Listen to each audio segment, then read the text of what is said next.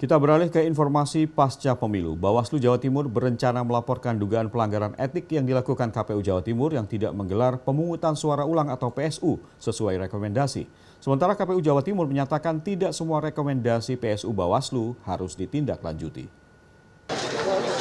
KPU Jawa Timur sudah menggelar pemungutan suara ulang atau PSU di 31 TPS yang tersebar di sejumlah kota kabupaten di Jawa Timur.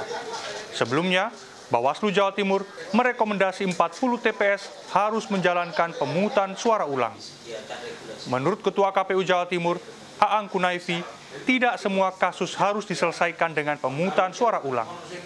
Terlebih, ada rekomendasi PSU yang terlalu dekat dengan batas waktu PSU, yakni 10 hari setelah pemungutan suara 14 Februari.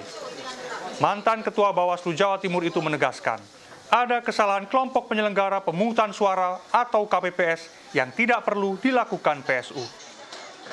Contoh misalnya di Ngawi ada kesalahan kaitan dengan kesalahan memasukkan formulir di semua kotak formulir yang seharusnya itu ditaruh di salah satu kotak untuk pemilu presiden dan wakil presiden.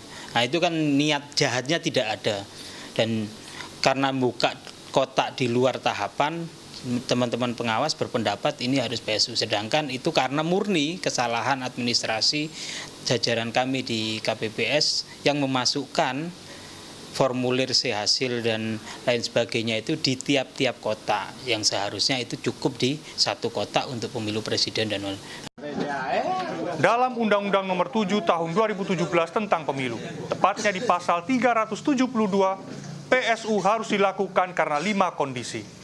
Pertama, pembukaan kotak suara dan atau berkas pemungutan dan penghitungan suara di luar tahapan atau ketentuan.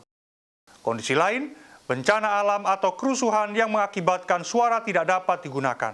Kemudian, petugas KPPS meminta pemilih memberikan tanda khusus, menandatangani atau menuliskan nama atau alamat pada surat suara yang sudah digunakan.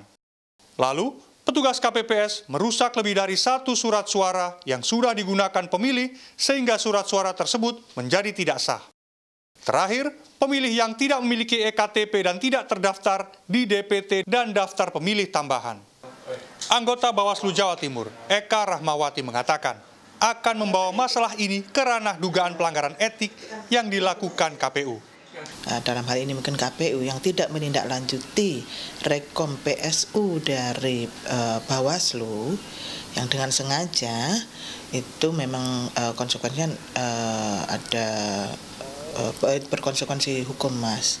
Nah, kita mungkin akan proses untuk etik ya, untuk beberapa yang misalnya kita ketahui itu tidak melaksanakan rekomendasi Bawaslu untuk PSU dengan alasan dan bukti yang cukup tentunya. Eka menegaskan, Bawaslu berpegangan pada Undang-Undang Nomor 7 Tahun 2017 tentang Pemilu dalam memeriksa dan memutuskan sebuah kasus. Rekomendasi 40 PSU dikeluarkan Bawaslu untuk TPS di 11 kota dan kabupaten. Surabaya menjadi salah satu yang terbanyak dengan 10 TPS yang di PSU. Miftah Farid, Surabaya, Jawa Timur.